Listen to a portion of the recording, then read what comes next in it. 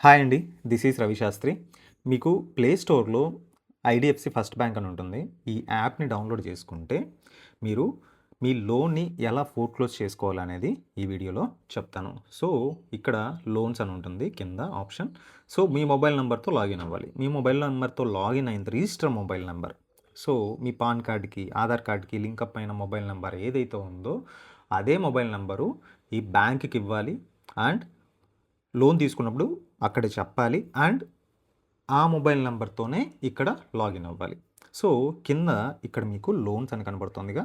ఇక్కడ క్లిక్ చేశారంటే ఇక్కడ వ్యూ లోన్స్ అని వస్తాయి. సో, వ్యూ లోన్స్ నాకిప్పుడు రన్నింగ్‌లో 2 ఉన్నాయి.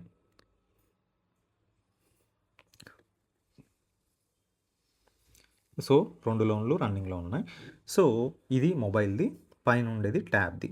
సో, ఇక్కడ నా మొబైల్ నంబర్ ఈ లోన్ డీటెయిల్స్ అనేవి ఉన్నాయి. ఆల్రెడీ 6 మంత్స్ టెన్యూర్ పెట్టుకున్నాను. అండ్ ఫోర్‌క్లోజ్ ఆప్షన్ అనేది ఇక్కడ మనకి చూపిస్తోంది. సో, ఇక్కడ మనము పే ఈఎంఐ అని డైరెక్ట్‌గా కూడా మనము పేమెంట్ చేసేయచ్చు. బట్ కానీ స్టేట్మెంట్ కూడా ఇక్కడ తీసుకోవచ్చు. కానీ ఫోర్‌క్లోజ్ చార్జెస్ అనేవి ఫోర్‌క్లోజ్ అంటే లోనే క్లోజ్ చేయడం అనమాట. ఇన్‌స్టంట్‌గా క్లోజ్ అయిపోతుంది. అలా అని రేపు ఈఎంఐ ఉంది అనంగా మీరు మాత్రం ఇప్పుడు ఫోర్‌క్లోజ్ చేయకూడదు. ఎందుకు అంటే అది అప్డేట్ అవ్వడానికి 48 అవర్స్ పడుతుంది కాబట్టి. So, every month consumer loans అనేవి ఎవ్రీ మంత్ థర్డ్ మాత్రమే ఉంటాయి కాబట్టి బిఫోర్ మంత్ స్టార్టింగ్‌లోనే మీరు క్లోజ్ చేయాలంటే క్లోజ్ చేసుకోవచ్చు. సో, ఇక్కడ మనకి ప్రిన్సిపల్ రిమైనింగ్ వచ్చి 4040 రూపీస్, 43 రూపీస్ ఉంది. అండ్ ఇంట్రెస్ట్ డ్యూ వచ్చి 21 రూపీస్ ఉంది. అండ్ టోటల్ చార్జెస్ లైక్ దీనికి జీఎస్టీ అన్నీ యాడ్ అవుతాయి. ఫోర్‌క్లోజ్ చార్జెస్ 202 రూపీస్ యాడ్ అవుతుంది. అండ్ జీఎస్టీ 36 రూపీస్ యాడ్ అవుతుంది. సో, ఇక్కడ నేను పే అని వచ్చింది కదా. ఇక్కడ యూపీఐ ఐడి ద్వారా చాలా సింపుల్గా మనము క్లోజ్ చేసుకోవచ్చు. సో, డైరెక్ట్గా ఇక్కడ పే కొట్టేస్తే మనకి ఫోర్‌క్లోజ్ అయ్యి యాప్లో కూడా మనకి 48 అవర్స్ లోపల అప్డేట్ అయ్యి మనకి ఫోర్‌క్లోజ్ అంటే లోన్ క్లోజ్ అయినట్టు లెటర్ కూడా వస్తుందన్నమాట.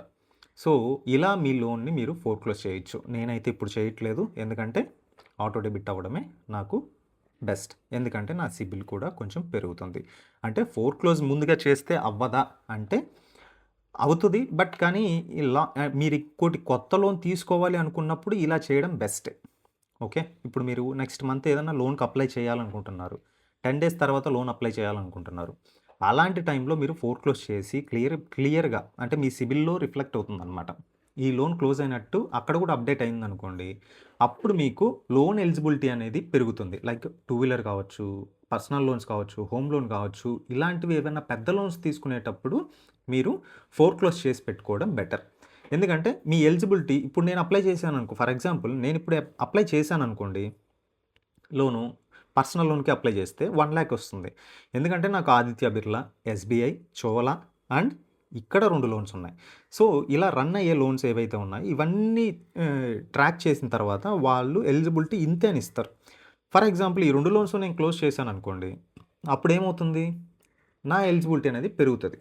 కాబట్టి మీరు కూడా ఈ టిప్స్ ఫాలో అయితే మీరు ఈసారి లోన్ అప్లై చేసేటప్పుడు మీకు లోన్ ఎలిజిబిలిటీ అనేది పెరిగే ఛాన్సెస్ పుష్కలంగా ఉంటాయి.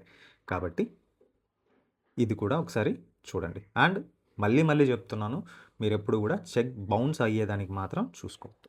ఓకే. అవ్వకుండా చూసుకోండి. ఓకే.